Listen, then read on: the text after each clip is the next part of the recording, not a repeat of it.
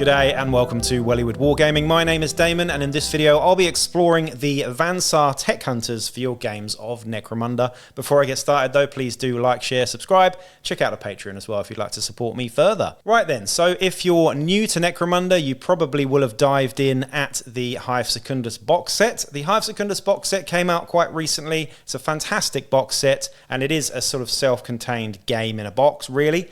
It's a good entry point if you want to get into Necromunda, but it is not the complete version of Necromunda, pretty much. There are so many other facets to Necromunda, as you'll know if you've watched any of my videos. I explore every single little tiny thing in Necromunda.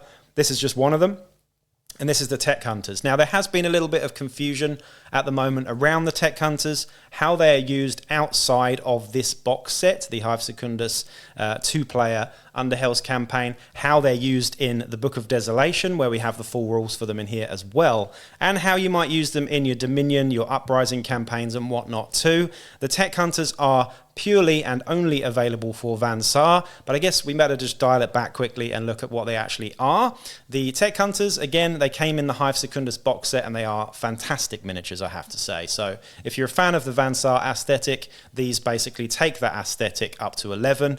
They've got extra gubbins, little flashlights on the shoulders, and very specific shenanigans on each of the different types of Tek Hunters. You've got 4 different Tek Hunters that we're going to get into in a second, 4 different subtypes, so to speak. But the Tek Hunters are quite a unique thing to Saar, and at the moment we don't have any sort of inkling of whether we will get any Tek Hunters for any of the other gangs. At the moment, I think it really only suits Saar. I'm sure with Hive Secundus and the new sort of direction that Games Workshop is taking with Necromunda, that we will get something for each of the gangs going forward, but will they be Tek Hunters? I'm not quite sure. Will they be something completely different? I guess that remains to be seen. But what are Tek Hunters? I suppose we should probably start with that. So first things first, let's discuss the Hive Secundus box set quickly. The Hive Secundus box set is pretty much, and I've said it before and I'll say it again, a combination of Hero Quest and Necromunda. It is a good starting place for Necromunda, but it isn't the full version of the game. You do get some fantastic miniatures in there. You get your Malstrain Gene Stealer gang, and you've got your Tek Hunters in there, as well as your Orus Specs. Now they're all available separately and coming soon anyway, but the best way to get into the game right now, really, is to start with either Hive Secundus or one of the other bigger box sets with some terrain in it. But Hive Secundus is a self-contained box. It's pretty much a board game, really. It has a 2D mat that I've done some battle reports on already. I'm looking forward to going back to 3D, I have to say. But it's pretty fun and it's pretty fluid. The 2-player Underhells campaign that you get in there is very simple, very stripped back, and it doesn't include all of the stuff that you would get in your typical Necromunda campaigns, including, not to be confused with the Underhells campaign that is in the Book of Desolation. By the way, I'd just like to thank Games Workshop for sending me all these things as well before I forget. The Book of Desolation is like, I suppose, an expansion on Hive Secundus. So if you want to get into more Necromunda properly, and all the rest of the stuff that I tend to talk about on my channel, then you'll need the Book of Desolation. It has got the full rules for Spira gangs, it's got the Malstrain gangs, it's got Malstrain Corrupted gangs, and Incursion gangs, so 4 different gang types in there, as well as, and I think the best thing in here is the Underhells full narrative campaign that you get in here as well. So what are Tek Hunters exactly? They are a unique piece for only Saar gangs at present. We have models available for all of the different subtypes that you can get here, and there are 4 of these subtypes that you can actually choose for your Saar gangs. Now, these are labelled as specialists, however, and they do level up in terms of specialists and stuff as well, but they aren't actually specialists in that you can have more than one of them in your gang to start with, but you can only have a maximum of 2 of each subtype. Bit confusing here, but here we go. There's 75 credits each, and the stats are as follows. We have a movement of 5, weapon skill 4+, ballistic skill 3+. We have a strength and toughness 3, wounds 1, initiative 5, which is your typical Saar. We've got an attacks 1, and leadership 6, cool and willpower 7+, and intelligence 6+ as well. So I think pretty much the same stat line as your regular Saar ganger. Now the special rules here, we have Saar Gang Fighter Specialist in brackets. Fighters with this special rule form the backbone of House Van Saar gangs. The total number of fighters with the gang fighter X special rule in the gang must always be equal to or higher than the total number of fighters with the gang without the gang fighter special rule combined, not counting hangers-on or hired guns. So again, just reiterating that these guys are not your sort of regular specialist. You can have more than one of them in your starting gang there. They have the gang fighter X special rule. They also have tools of the trade as well. This fighter enjoys access to a wide variety of weapons. A fighter with this special rule may take multiple equipment sets, so that's pretty good as well. When you hire a tech hunter, you must choose one of the 4 subtypes that we get here. We've got Augur Tech, which is pretty much your comms specialist. We have the Biotechnist, which is a doctor, pretty much like a gang doctor. We have the Gun Tech, which is your sort of shooty guy who works on all the weapons in the gang. And then we have the Technomat as well, the one who fixes up all the war gear and grenades and armor and stuff like that too. Those are the 4 different types, and when you hire one, you've got to choose which one that is for the remainder of your campaign. In terms of skill access here, these guys level up like specialists. They get combat and cunning and tech as secondary options, but we have savant and shooting as primary options on the skills there. Savant and shooting, both great. Shooting is particularly probably the best set in the game, really, overall. There aren't really many duds in the shooting skill set. Savant's great if you want some extra money with Fixer and things like that in there as well. Some really good skill access for these tech hunters. The next thing we have is the equipment. Now, what's interesting about these tech hunters is that they do have some unique equipment that you cannot get anywhere else. You can only get them if you hire tech hunters. So they are not available for all of the general Van Saar fighters or indeed any other fighter in the game. And we're going to get into that now. So in terms of the basic weapons that we get for the tech hunters, we get just the las carbine and the las gun for 20 credits and 10 credits respectively. We then for pistols have las pistols and las sub carbines as well for 5 and 15 credits there too. In terms of special weapons, here's where we get some unique ones. We've got the combi weapon Flamer Mancatcher, which is only available to Technomats. Nobody else in the entire game can have this, and neither should they, because it is absolute dog shit. The next one is the Long Las, which I've always felt is kind of missing from the regular Van Saar list. Here it is only available for the gun tech. The next one is the Rad Gun, and this is only available for the Technomat. So even though you can get Rad Guns on the regular Van Saar list with your champions, your specialists, and your leaders and whatnot, here you can take a Rad Gun on your Technomat as well. I like Rad Guns, they're pretty good. Close combat weapons, though, we've only got fighting knives and power knives, so nothing too fancy on the close combat options. Same with grenades here, just frag and crack. In terms of armor, though, we've got unique light carapace armor, which is only for the Technomat at 80 credits, flak and mesh, typical to the rest of the Van Saar list. Then, for the personal equipment, we have some really interesting ones, and we're going to get into the details on what these unique items are a bit later on. The first one is the Orus Specs. Now, this is for the Augur Tech only, and it's 20 credits, and it is an absolute bargain, if you ask me. Again, we'll get into the specifics on why. We then have the Bio Booster for 35 credits, available to all of these guys. We have the Medicae kit, which is only for the Biotechnist as well as the Photolumens, Photo Goggles, available for all 4. We then have the Refraction Cloak, which is another new war gear item available only to the Gun Tech. We have the Respirator, Servo Medicae, which is Biotechnist only, and Vox Array, which is also for the Augur Tech as well. So 2 unique items for the Augur Tech there, 2 for the Biotechnist, and 1 for the Gun Tech out of the personal equipment. In terms of weapon accessories, this is quite typical Van Saar stuff here. We have the Hotshot Las Pack for las guns and las pistols for 20 credits. We have las Projector, we have Monosight, and we have Telescopic Sight there as well. So quite a small equipment list for the Tech Hunters, and like I said, some specific ones that can only be for those 4 different subtypes. So choose carefully when you pick one of these, because this is going to dictate the types of equipment and how you use them in your games. Now let's just dial it back quickly to that Hive Secundus box set. Now if you've played the 2-player Underhell's campaign, you will notice that the 4 different tech hunters that are available in that campaign get a unique post-battle action. This is unique to the Underhell's campaign in the Hive Secundus box set. It is not included in the Book of Desolation Underhell's campaign. So I think it's going to be up to arbitrators whether or not you allow Van Saar gangs to use those, because it does give them quite a bit of a leg up next to the other gangs in a normal, fully fledged Underhells campaign.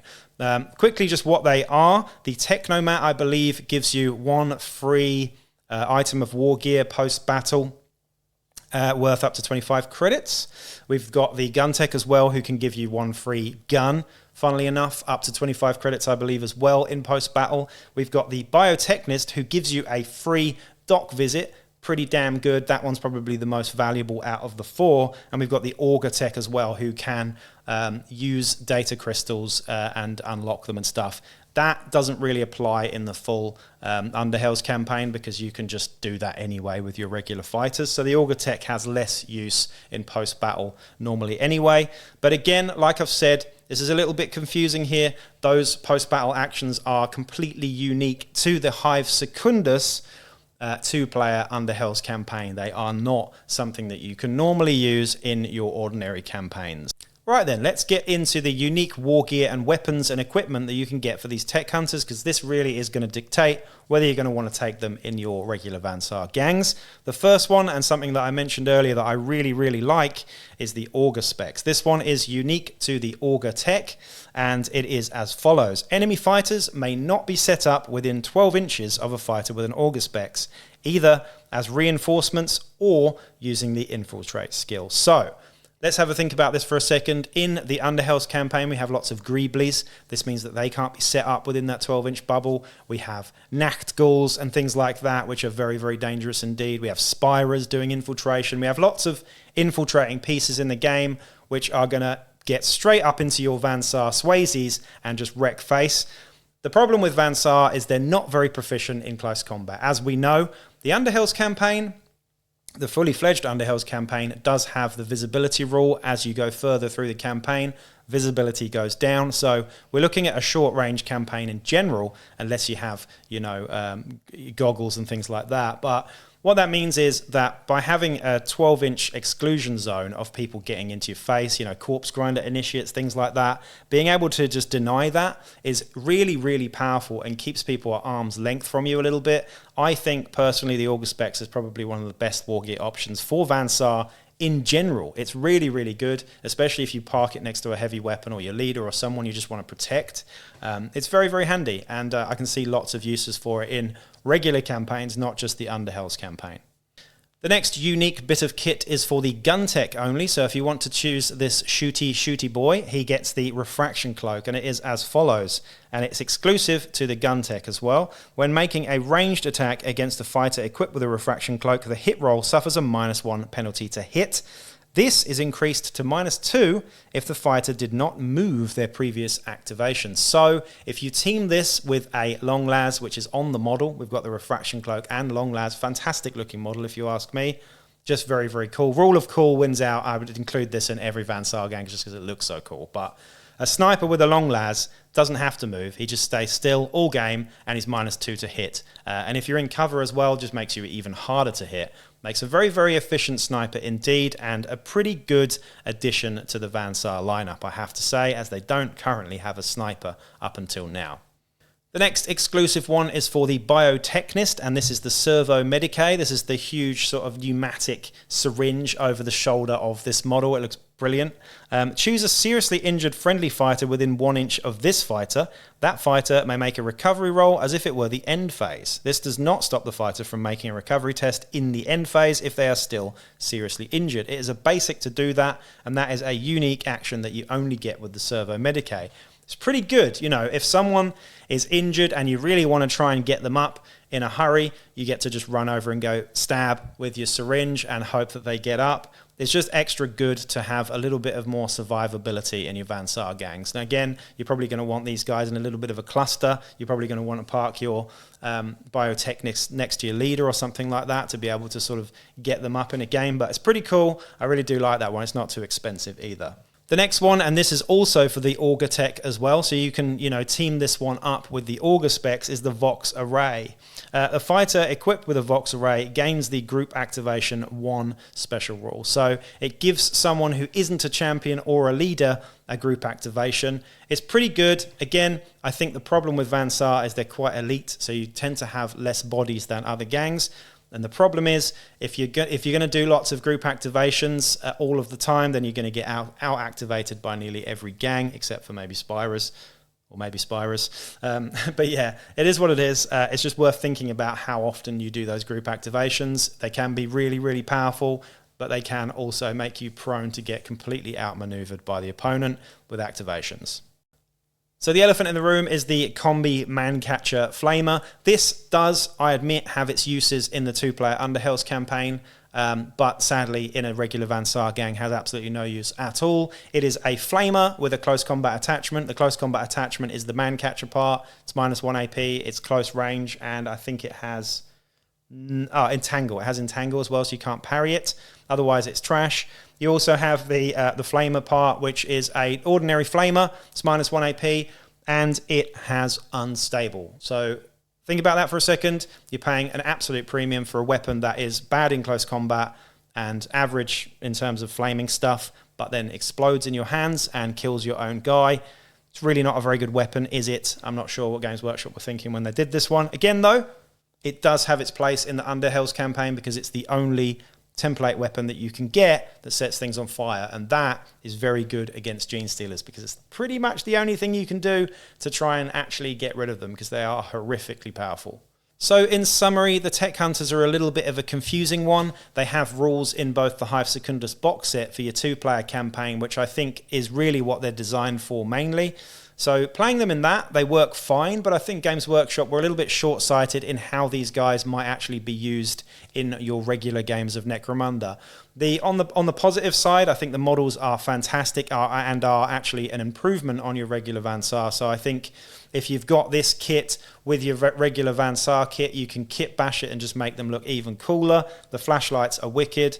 And they just look great. They really stand out and just give, Van Saar a little bit more flavor, which I think they actually need. So that's definitely a positive. Whether you use them as Tech Hunters or not is completely up to you, but I can't see much use, especially seeing as you don't get those unique post-battle actions in ordinary campaigns. Just using them in a Dominion campaign or an Uprising campaign or whatever. They're not going to have as much use. But I do think the Biotechnist is pretty good with the Servo Medicae. I quite like that unique piece of kit. In my campaigns, if someone said they wanted to use the Biotechnists as a sort of rogue doc, I might actually give them it because I think it's quite thematic and fluffy. Sure, it's cheap and stuff, but Van Saar are very elite and they do need a little bit of help sometimes when they get really mauled by another gang. Otherwise, a lot of your fighters are just going to be out of action for the next game and whatnot. So I would think about maybe, as an arbitrator, allowing the Biotechnists post-battle sort of doc visit. I think that's okay.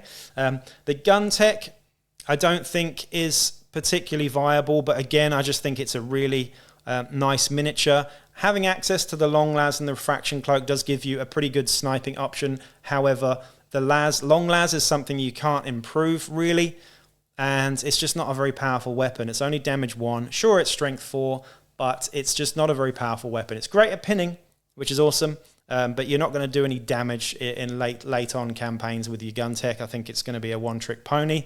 That said, it is just a fantastic model, so you could use it as your leader or something else in your Van Saar gangs. The Technomat is perhaps the weakest of the 4 in a regular campaign because, having access to Carapace armor, you're just not going to buy any one Carapace armor that isn't your leader or a champion. Why would you? It's 80 credits. It's a complete rip-off. It's a 4+ save. It's great with Undersuit, gives you a 3+ save. But, again, 80 credits, you could buy a whole different fighter for that. And having the unique access to the Flamer Mancatcher is, we won't talk about that one anymore. It's just trash. So he's pretty useless, I'd say, overall. My favorite of the 4 in a regular sort of campaign is the Augur Tech. I think the Orus Specs is a really fantastic bit of kit. The fact that it's 20 credits, I think it's undercosted. I think it's very, very powerful in the right hands. Tactically, I think just having that 12-inch bubble of infiltration, denial, and reinforcement denial is very, very handy indeed. And I would certainly think about using that in a campaign just because of how good it is, really. Particularly in the fully fledged Underhells campaign, I think where you've got visibility as a rule and, you know, much more likelihood of people getting up in your face before you can actually shoot them down, which is what Van Saar need to do. I think Van Saar are a little bit handicapped in a, you know, visibility sort of setting, because there's going to be much more emphasis on close combat generally. I think the Orus Specs has real value in that. So do consider these guys for your regular campaigns and indeed your fully fledged Underhells campaign. In the meantime, though, if you want to use them in Hive Secundus in the 2-player Underhells campaign, they're pretty fantastic and they're nice and fluffy and narrative, and yeah, nothing to complain about there really. But anyway, those are my thoughts on it. Please let me know what you think of the Tech Hunters so far and how you might utilize them in your games outside of the 2-player Hive Secundus box and in other campaigns, how you might integrate them and stuff, because I'd be really interested to know what the community thinks out there on how these guys are really supposed to be used, I suppose. Anyway, that's it for now. I will catch you in another video real soon. Peace out.